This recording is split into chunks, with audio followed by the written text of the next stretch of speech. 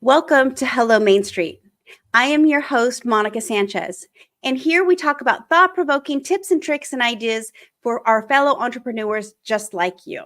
So, welcome. And we have again our special guest, Miss Laura Flores. She is all things human resources, which I love, and the owner of Ignite Consulting. So, Laura, welcome back. We're going to have another discussion today. So, I'm excited. I'm excited. I always like talking about these topics. Yeah, wonderful. So, Laura, I know that you're here in Lower Valley and try and across Central Washington here, but I know you also do travel as well. So, if anybody's looking for an HR person to talk to, this is your go-to gal right here. So I think today we were going to talk about onboarding new employees. The last one that we talked about was the values and the mission vision of a business, whether it's, a solopreneur versus somebody who has a large entity. So what does that look like for somebody who's going to onboard a new employee? Well, I know that we previously talked about company culture, and that's so important when you're bringing on a new person. So you Mm, took all this time and effort and probably money to yeah, recruit, advertise, market this job, then sift through all the applications, do phone screens, set up interviews, maybe second interviews, and get the job offer, right? All of that took yeah, time, money, the right. whole effort there.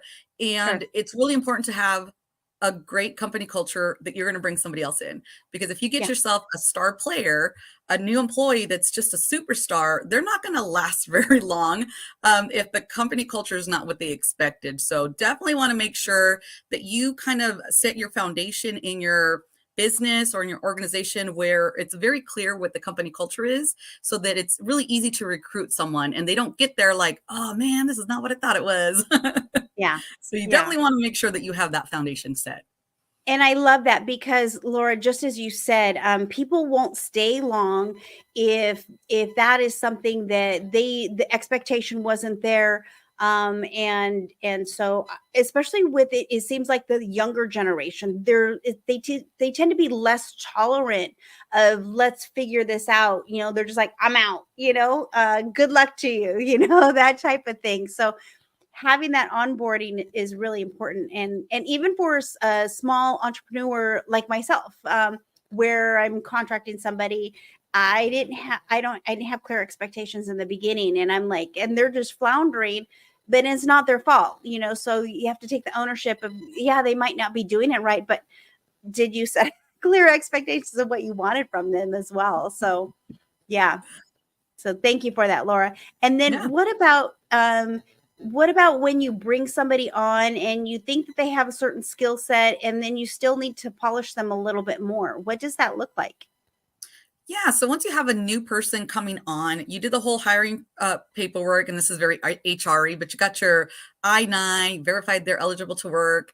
You got your W-4 for payroll tax purposes. You got that whole thing, and now they're on, right? They're Yeah. starting their job, and let's say it's a data entry job or it's a Okay. cashier job, and they're starting to do the work, and they said they knew how to use computers. But when you said Yeah. open your desktop, they're like, "What's a desktop?" And you're like, "No."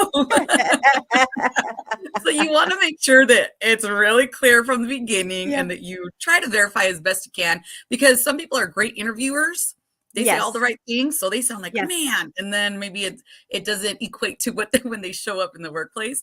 Yeah. And sometimes people are very honest, like, I'm not the best at it, but I'll give it my best, kind of Right. thing. So if Right. they show up and they are lacking of a skill that you need them to do, it really comes down to training. What Yeah. kind of investment do you want to make into that?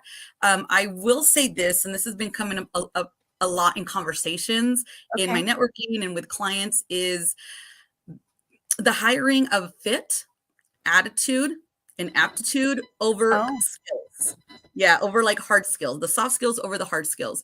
Because when somebody has great customer service, a positive attitude, goes above and beyond, that can't really be taught. You can't take a class like, let's do a class on above and beyond. You're going to do it or right. you're not. That's kind of ingrained in a person. If Hmm. somebody has, they're whiz at Excel, they PowerPoint like no other, they can make documents on Google Sheets and bam, bam, bam. That's Sure. awesome. But Hmm. sometimes the skill set doesn't exceed maybe the attitude that you need in the workplace that you have, especially Right. if you're a face-to-face with customers and clients. So if you need to make sure that they have a skill that you need, Yeah. immediately train right away, but you also have to tell yourself immediately after a short, give them a time frame. And if they Sure. don't meet the expectations, don't waste their time and don't waste your time. It's, Yeah. release them back into the workplace where they're probably going to thrive somewhere else, but maybe not at your place. Yeah, and I love the way that you said that, Laura, because there has been times when somebody gets hired because maybe a company, and it goes back to their culture, right? I know of one company, they were like, we will only hire people that have a degree. And it's like, okay, great. You're bringing somebody in who's very book smart and has typing skills like nobody's business. But like you said, they were the outward person and they were supposed to do outreach. And then all they did was sit on their phone behind this separation between them and the public. And they didn't engage versus somebody who has those soft skills that's like, I have that, but I don't have a degree. So sometimes companies, I really feel like they should think about that, a little bit more as to what is the goal that you're trying to achieve for that position. And sometimes it doesn't mean that a person should have a degree because they may have the skill sets that you need that you can't train somebody. So I love that idea. And then you talked about something else, Laura, where I think some people get on a sticky situation with Mhm. documentation. When we are looking at, do I hire somebody full time? Or do I, like myself, I hire contractors, right? People who will do things for a certain amount of time and money in order to achieve what I'm trying to do. But I know in sometimes in between there's a gray line. So can you elaborate a little bit more on that, Laura? Yeah, that's that gray area can be scary because there's a lot of compliance issues with that. So just like to keep it very simple, you have an employee or you have a contractor. So when you have an employee, you're doing your advertising, they're going to be part of your company. They are now going to represent you. You're going to direct majority of their work. You're going to tell them, here's your goals, here's, your first quarter plan. I'm going to give you these performance reviews, whatever you're going to do. They are your employee representing, like for me, Ignite Consulting. When you have a contractor, you're contracting out work. Like, for example, I have a bookkeeper and a tax accountant. They're not my employees. I contract them out. I don't direct their work. I give them a project and then they get that project done and they bill me for that. So it is a W-9 type of work where an employee is more of a W-4. They fill their tax at the end of the year. They get a W-2. You have to do their I-9 to be employed in the United States. So all of that, there's certain requirements. So you have to be careful if you're trying to go the contractor way, but they're truly your employee. So you don't want them to lose the benefits of being an employee. So little gray area, be really careful with that. There's some great Yeah. resources online, Department of Labor, where they do a checklist like, are they doing this? How much time are they spending? How much control do you have over their work? Are they billing you? Are you paying them? And you kind of just have a good checklist to make sure like, all right, they're an employee, or okay, they're a contractor, and making Yeah. sure once you do know, then you do the proper paperwork. I love that, Laura. Thank you. And so tell me once again, what is that checklist? Where do you There's find some it? like Department of Labor. You can look at the Department of Revenue. Even I know I'm a member of SHRM, the Society of Human Resources Management. They have Okay. some great tools. Talk to an HR consultant. They'll get you the whole exactly what you need, because sometimes you're looking like, yeah, this seems to meet the requirements because you really want it to, that you really gotta, what's the work that they're doing, how much control do you have over that, and their schedule.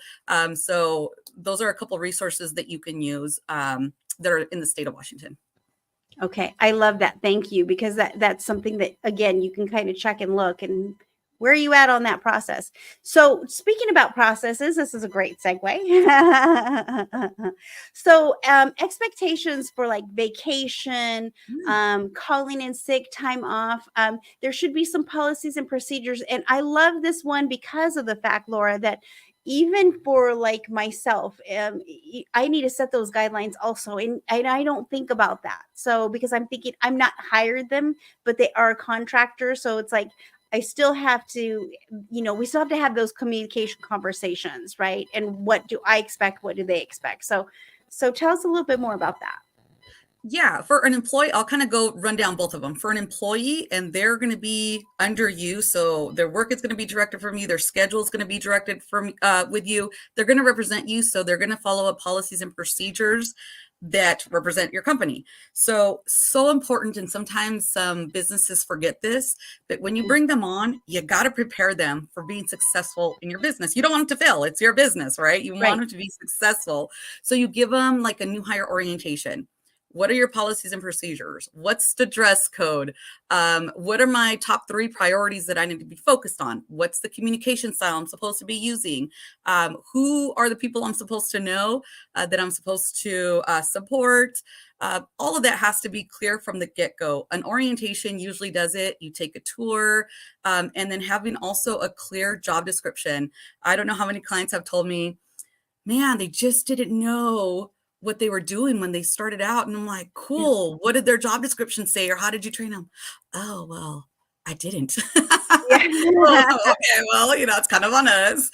It's Yeah. also kind of hard when make sure that if you do have a job description, it actually matches the job that they're doing, because sometimes you recruit, you Yeah. interview and tell them all these things that they're going to be doing. They get to work and it's nothing like that. So make Yeah. sure your job description matches what the job they're going to be doing, because otherwise employees get frustrated. And you're right. In this day and age, statistics show that if people aren't okay with what that looks like, they're out. And then you got to recruit again, and it's very expensive to do that, versus making sure that they're very clear on the company culture, the company standards, policies and procedures, expectation of the job. Did they get a tour? I had one client tell me, I hired this amazing person, and we were not ready for them. They didn't have a computer. They didn't have an office. They Okay. didn't know what to do. No one trained them for a few days. And then they said, I'm out, kind of thing. And they left. And it was really hard because it was a very superstar A player type of person they could have added to the team. So you got to be really, when you're ready to hire somebody, be ready for Yeah. them. It really does show them that you value them and you're excited for them to be there. It sets them up for success. Yeah. And I love that. I think that's great because oftentimes people will, in the very beginning, right? They're just trying to follow your lead. And I have come across when I was being trained, and it was a very poor way of being trained. And I thought back of somebody who I trained previously for one of my old jobs, and I called her up and I was like, I am so sorry. I feel like I did a terrible job because now the shoe was on the other foot, right? Mhm. Live and So, learn. yeah, exactly. And setting those expectations. I love that. So, Laura, what would be a takeaway that you want an entrepreneur, business owner to know from this conversation that we're having today? Know what you need, know what you want, know what you need, right? And then once you do, be really clear about it, because I've had helped a few clients where they're not sure. Well, I need someone to do this, but they also need to do this, but they got to be good at this. But I mean, I guess they don't have to. So if you're not clear, that's exactly what it's going to sound to this new person. And no Yeah, one likes to work in a state of chaos of not knowing what their job is or what they're sure. supposed to be doing. So be really clear about what you need. And then once you are, be ready for them. Make sure that you can clearly articulate, here's your job description. Here's what I need you to do. This is what success looks like. This is you getting a 5 out of 5. This is what that looks like. So then they come in and they're ready to go and feel valued, because then it is very timely and expensive to recruit and hire. So if you're just kind of cycling through people, Yeah, it's really hitting your bottom line too. And it is affecting your company culture as well. Oh, nobody yeah. stays there, kind of thing. And that's the reputation that gets out there for your business. So be clear what you want and make sure once you got that down, it's clear for them when you onboard them. I love that. Thank you so much, Laura. I appreciate that. And if you're looking for HR consulting, right down below there's Miss Laura Flores' contact information. You can call, you can text her. She's great. I highly recommend her.